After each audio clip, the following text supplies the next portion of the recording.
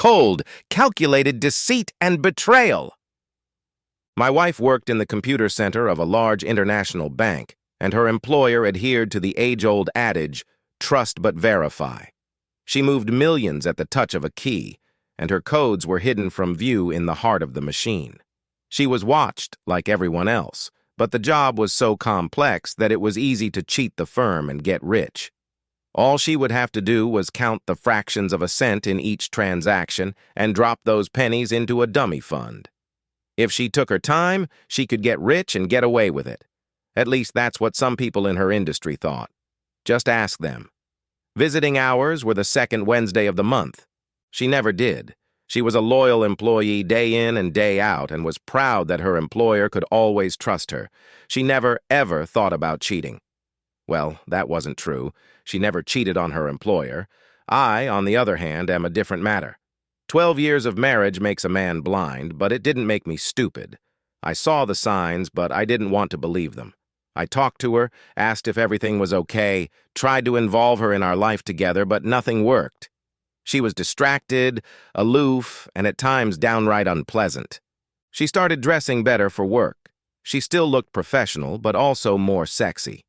She started staying late at work more often and wouldn't return my calls. Either she had a boyfriend on the side or she just couldn't stand me anymore. Or maybe it was both.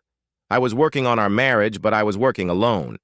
So, on impulse, I parked in front of her office several times during lunch.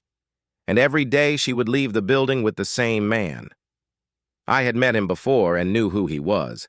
They didn't touch each other or hold hands, but I'd seen the way she looked at him, and I knew.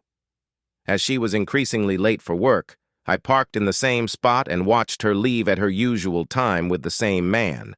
I didn't venture to follow them. I wanted to watch, but I didn't want to see.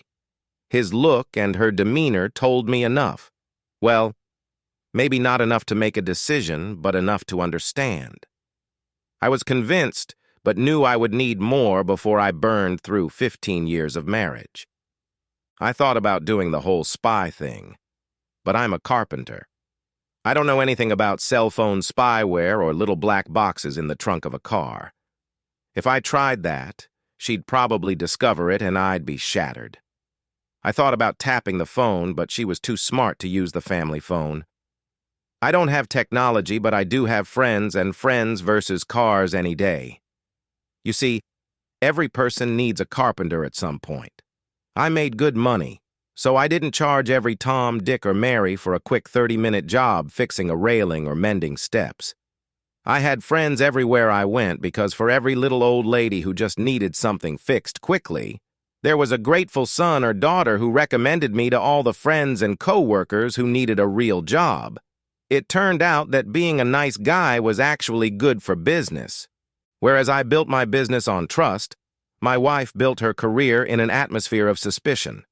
At random times, without reason or notice, employees in her office were required to take lie detector tests. Her employer was indeed a scumbag, but I suppose in this business he has to be.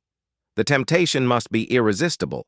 The company believed that if you stole from them, you'd get caught sooner rather than later, and that was what mattered to them. At least, that's what they believed.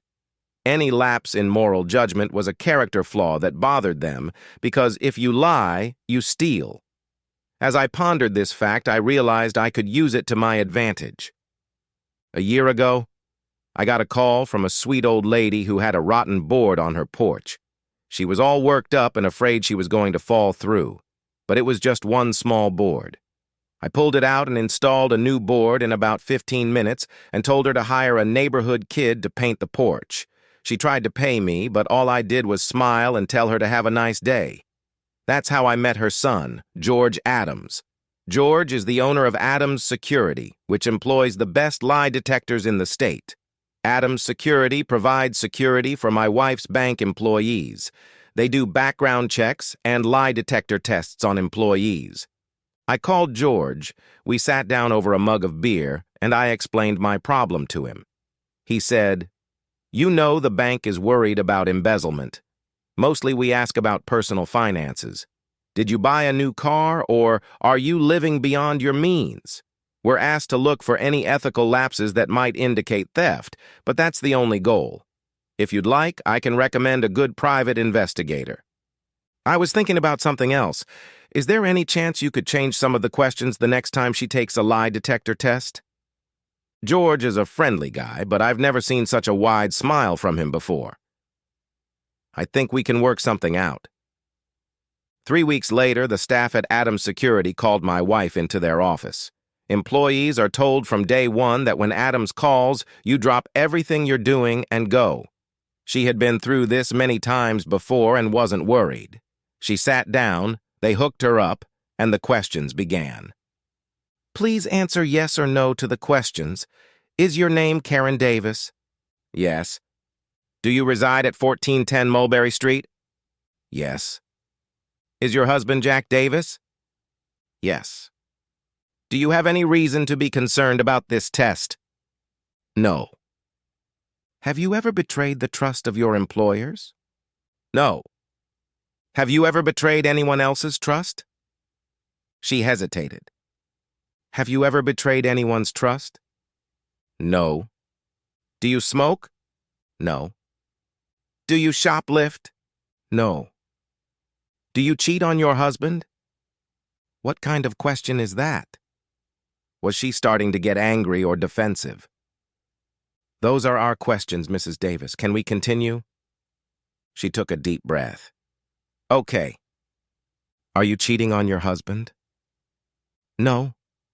Do you get along well with your co-workers? Yes. Have you done anything that should worry your employer? No. Have you done anything that should worry your husband? No. Do you know a co-worker named Judy Barnes? Yes. Do you think she steals from the company? No. Do you know a co-worker named Margaret Patterson? Yes. Do you think she steals from the company? No. Do you have a colleague named Craig Bartlett? Yes. Did you have an intimate relationship with Mr. Bartlett? That's all. The test is over. Unhook me now or I'll scream. She tugged at the wires, trying to free herself from the device. Okay, Mrs. Davis, but I feel I must warn you that at this point you appear to be cheating. This means that you have failed the test and we are required to inform your employer. At this point, my wife cried. She knew the bank had a zero-tolerance policy for failing such tests. I didn't steal from my employer. They have no reason not to trust me. Your employer is concerned about any cheating on your part. If you want to clear the air, we can retest you to rule out the possibility of cheating. Okay. I've had an affair with Craig Bartlett for the past 6 months, but I haven't done anything that would concern my employer. I don't steal, and we don't date at work. It's nobody's business but mine. And mine, I said, stepping out of the adjoining office and striding after her. Is it any of my business, Karen? Does your husband have a right to know? No, it can't be. Karen fell from her chair to the floor. She was sobbing and choking. She was completely distraught. It seemed appropriate. Our marriage was in the same state. I tried to find sympathy for her, but there was none. 6 months? She lied to me and cheated on me for 6 months? That's not a drunken mistake at a party. That's cold, calculated deceit and betrayal. I nodded to my friend, turned, and walked out of the building. Karen didn't try to follow me. She couldn't if she wanted to. She was tied to all those wires, and she was still lying on the floor when I left. I headed home. I knew what I was going to do before I was even halfway there. I was working on the house, and my garage was my workshop. I had no intention of moving. By the time Karen got home, I had moved her clothes into the guest room. She begged, but I didn't listen. It was my turn to ignore her. I agreed to counseling, but it didn't change anything. I ask you, if I walked up to you, distracted for a moment, and then deliberately punched you in the mouth as hard as I could, would you forgive and forget? Would you trust me again? That's exactly how I felt. It was a deliberate betrayal of my trust. How often had she flirted with him before she ended the affair? How many lies had she told me to make love to this asshole? I asked our therapist, "Is she mentally ill? She doesn't know right from wrong?" He had to admit, yes. That was all I needed. 6 months of deceit and betrayal is not erased by saying, "I'm sorry, it won't happen again." She was at my work, and I didn't tell her it was going to happen. I didn't want George to get in trouble, so I didn't say anything to her employer. And I didn't go after the asshole legally or otherwise. However, his car was damaged by reckless vandalism to the point where it was cheaper to buy a new one than to fix it. It's a shame, really. Mercedes are so often the target of senseless vandalism. Karen made more money than I did, and I never had proof that she'd ever brought an asshole into the house, so we agreed that I would keep the house and she wouldn't pay child support. I dreamed of being a kept man, but I didn't really want any more contact with her ever. Being a carpenter, I gutted the house and remodeled the layout. I moved walls, rebuilt the kitchen and bathroom, removed the carpets, and restained the floors. When I was done, it wasn't the same house. I erased my memories with a hammer and nails. Oh, turns out the asshole was married and my wife never found out. What has the world come to when an adulteress can't trust her fellow lover? If you can't trust a man who has sex with married women, who can you trust? Somehow, and I have no idea how, his wife found out about his innocent affair with my wife. She wasn't having any fun. Her dad is a lawyer and he never liked the guy. She tried to get her cheating husband's balls to use as a keychain, but the judge denied it. She agreed to alimony that would have gotten the loan shark a standing ovation. Some would say I let her off too easy. You know, that fool really loved me. It sounds arrogant, but divorcing her hurt her more than I expected. I still get late-night calls from her asking me to forgive her and take her back. She was bored and felt old. He was an experienced predator. Over time, I realized, but that's no excuse. You can't let your insecurities hurt the ones you love. There's one more part to this story, and then I'll let you go. You know that sweet old lady with the rotten porch board, George's mom? Well, in 2 more weeks, she's going to be my mother-in-law and a sweeter, more loving woman you'll never meet. You see, George has a sister, and once upon a time, his sister had a cheating husband.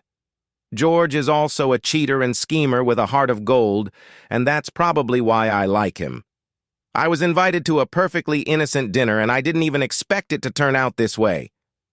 Thank you, George, for everything. The end. Subscribe to my channel. Thank you.